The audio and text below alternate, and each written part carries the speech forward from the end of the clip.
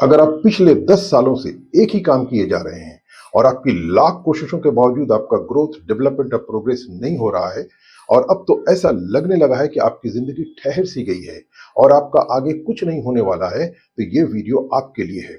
मैं दावे के साथ कह सकता हूं कि इस वीडियो को देखने के बाद आपका पर्सनल ग्रोथ और सेल्फ इंप्रूवमेंट का सफर शुरू हो जाएगा।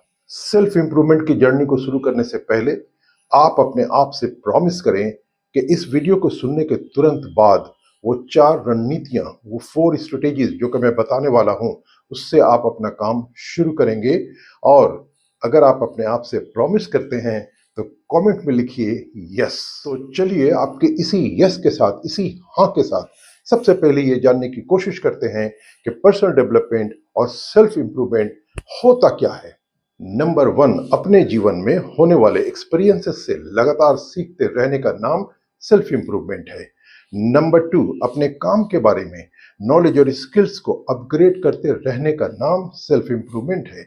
नंबर 3, अपने काम के फील्ड में चैलेंजेस को निडर होकर फेस करने का नाम सेल्फ इंप्रूवमेंट है।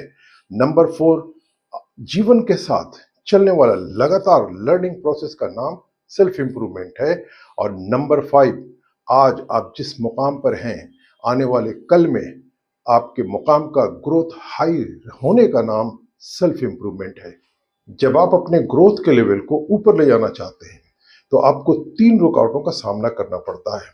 अक्सर लोग तीसरी रुकावट को इग्नोर कर जाते हैं, लेकिन इसी की वजह से 100 में 99 लोगों का सेल्फ इंप्रूवमेंट और सेल्फ डेवलपमेंट का सफर शुरू होने से पहले ही खत्म हो जाता है।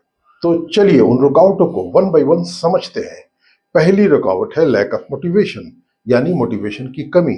इसमें होता यह है कि आपके सेल्फ इंप्रूवमेंट का जर्नी जिस पावरफुल एनर्जी के साथ शुरू होता है, आगे चलने के बाद धीरे धीरे वो एनर्जी धीमा पड़ जाता है। यानी आपके ग्रोथ का सफर पेट्रोल से खाली एक गाड़ी की तरह रुक जाता है। आपके ग्रोथ के जर्नी में मोटिवेशन ईंधन का काम करता है, एनर्जी का काम करता है। इसीलिए मोटिवेशन को कम नहीं होने देना है। लेकिन कैसे? तो मैं आपसे एक सवाल करता हूं, आप मोटिवेटेड कैसे रहते हैं? ऑब्वियसली आपके काम के बारे में आपके नॉलेज का लेवल और स्किल का स्टैंडर्ड जितना हाई होगा, आप उतने ही ज्यादा मोटिवेटेड रहेंगे। इसलिए लैक ऑफ मोटिवेशन नाम की बीमारी से निपटने के लिए जरूरी है कि आप हमेशा अपने आप को लर्निंग प्रोसेस में रखा करें। दूसरी रुकावट क्लियर डायरेक्शन का नहीं होना। यह वैसे ही है जैसे आसमान में कटी पतंग की तरह उड़ते रहना। इसलिए आपके ग्रोथ के सफर का, जर्नी का एक डायरेक्शन होना चाहिए, एक दिशा होना चाहिए। वैसे भी एक कहावत है कि जिस व्यक्ति का कोई दिशा नहीं होता, कोई डायरेक्शन नहीं होता, या कोई व्यक्ति जीवन में अपनी दिशा और डायरेक्शन को बदलता रहता है, उसकी कोई मंजिल नहीं होती। तीसरी रुकावट जो आपके ग्रोथ के जर्नी को डेंजरसली ब्लॉक करती है, वो है फियर ऑफ फेलियर। फियर, डर एक साइकोलॉजिकल ट्रूथ है, लेकिन ये भी एक सच्चाई है कि हम अपने फियर और डर को स्ट्रॉन्ग माइंडसेट के साथ डील कर सकते हैं। सिर्फ जरूरत है एक माइंडसेट शिफ्ट की। इसका मतलब ये हुआ कि जब आप अपने ग्रोथ के जर्नी में हों, तो आपके रास्ते में आने वाले फेलियर से डरना नहीं है, बल्कि उस फेलियर से सीखना है और सीखते हुए आगे बढ़ते रहना है, आगे बढ़ते रहना है। इन 3 रुकावटों का सामना करते हुए अपने सेल्फ इंप्रूवमेंट की जर्नी में आप आगे बढ़ते रहें, लेकिन आगे बढ़ते हुए इन 4 रणनीतियों को, 4 स्ट्रेटेजीज को न भूलें। पहली रणनीति, आपके गोल्स यानी लक्ष्य स्पष्ट और सटीक होने चाहिए।